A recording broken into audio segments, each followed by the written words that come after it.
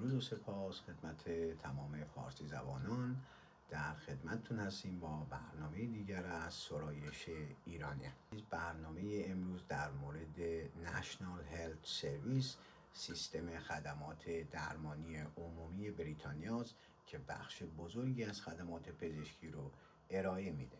از ورود شما باید با فرمسی یا داروخونه آشنا بشید و سیستم NHS فارمسی فرست رو به خاطر بسپارید. داروساز فقط کسی نیست که دارو رو از پشت پیشخوان به شما تحویل میده.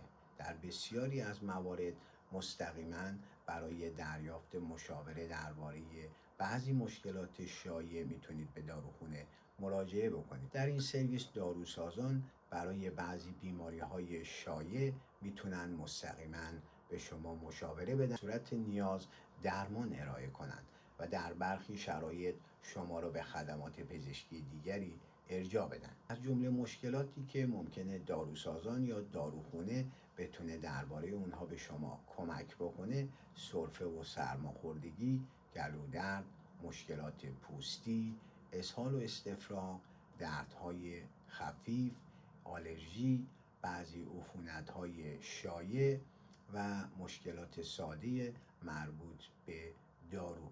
پس در این شرایط شما نیازی نیست که به GP مراجعه کنید و مستقیما میتونید با داروخونه کنید و ازشون مشاوره بگیرید. تازه وارد انگلستان شدید و داروی مصرفی شما در کشور قبلیتون تجویز شده، بهتره که این موضوع رو با GP یعنی پزشک عمومی یا داروساز مطرح کنید تا درباره ادامه مصرف و نحوه تهیه اون شما رو راهنمایی بکنه.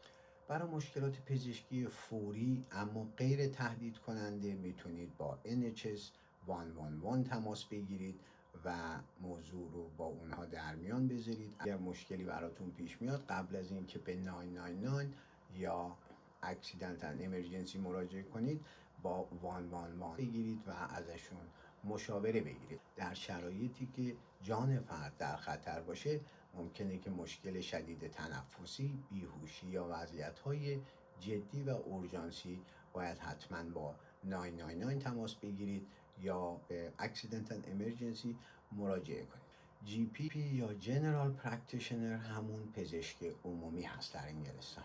برای بیشتر مشکلات پزشکی معمولا اولین جاییه که شما باید با اون تماس بگیرید. نحوه ثبت نام در GP: اول باید یه GP نزدیک محل زندگی خودتون پیدا کنید. GP های اطراف خودتون رو پیدا کنید و بعد از انتخاب GP شرایط ثبت نام اون مرکز رو بررسی کنید و فرم ثبت نام رو تکمیل بکنید.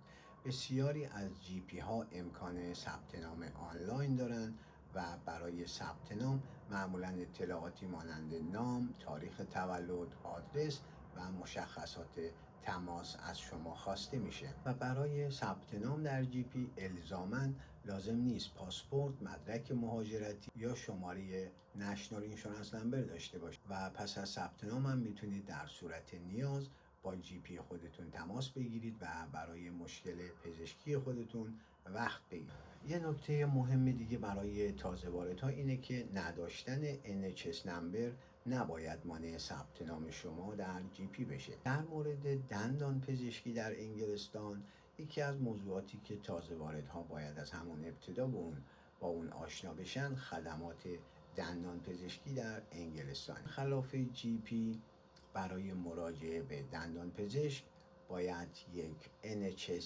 دنتیست پیدا بکنید و در صورت پذیرش بیمار جدید در اون مطب ثبت نام یا برای وقت ملاقات اقدام بکنید.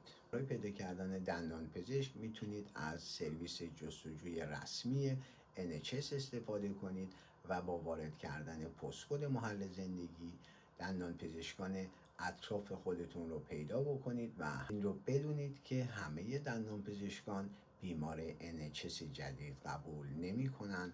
بنابراین ممکنه لازم باشه چند مرکز مختلف رو بررسی کنید و هزینه درمان دندان پزشکی NHS نیز با خدمات GP متفاوته. در بسیاری از موارد برای درمان‌های NHS هزینه دریافت میشه، مگر اینکه شرایط معافیت از پرداخت رو داشته باشید.